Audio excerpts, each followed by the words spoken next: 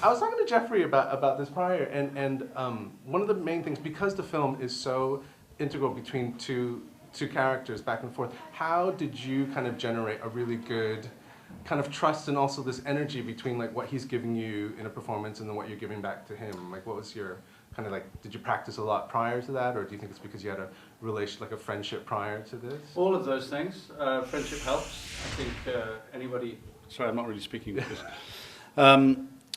it's a combination. I think if you look at beautifully made films by great directors, you'll see a pattern of using the same actor, same crew, same cinematographer and designer, etc.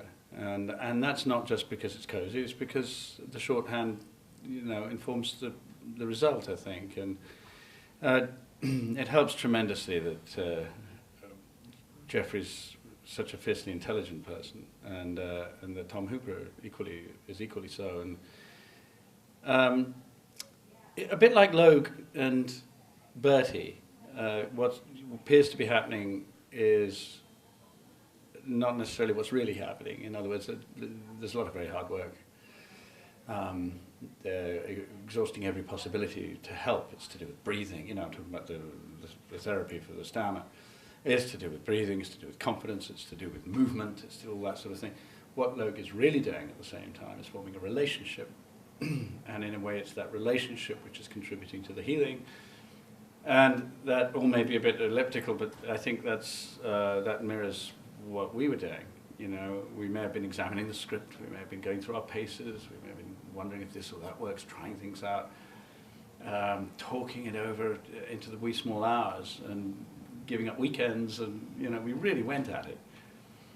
But actually, while that was happening, we were getting to know each other. There was a connection forming, and so when Jeffrey came around to my house on the one day off of the week, ostensibly for lunch, but actually ended up just being a whole afternoon of going over and over and over and over the material.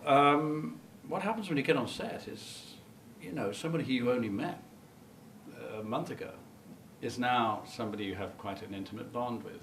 Now, in reality, I met Jeffrey in a small way about 15 years ago when we were promoting something else. But this relationship, the one we have now, had begun very quickly, and so I think the work and the friendship all grew together. He said something very generous, and I agree with him in that it seems like you're in a phase of your career where you may be stripping off a lot of whatever things that you were kind of known to do, or maybe roles that you took prior, and it seems like you're trying things out at this point, and it's working. So I'm wondering what it is about this point that you feel that you're able to do roles like this that maybe you weren't given the opportunity like a couple of years ago. Well, the key is opportunity. I mean, I was just getting them. I've been dying to have a crack at it for years, and actually I think there have been areas where I've managed to stray outside the mould, but the results hadn't had the visibility. They may have been not less than satisfactory. And I think I've been trying to vary what I do for a very, very long time. It's just, with Single Man, it really got noticed. I think it's, I'm not blaming anyone else for not noticing. I mean, if the film isn't noticed, it's probably because of something we didn't get right. But one got noticed, and then this got noticed. Maybe the material is good enough. Maybe we all did something special. So I just think it's opportunity, really. And part of the reason I'm getting that opportunity is my age. I'm now able to play people who have a considerable past instead of a future. I have enough years on me now for that, and that adds texture to a story.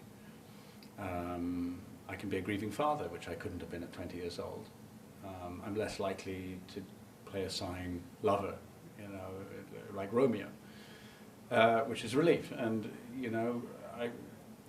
dealing with issues of loss and regret, as well as issues of surprising revelations about life in the later stages of life, are very, very interesting to me, and I'm the right age for it.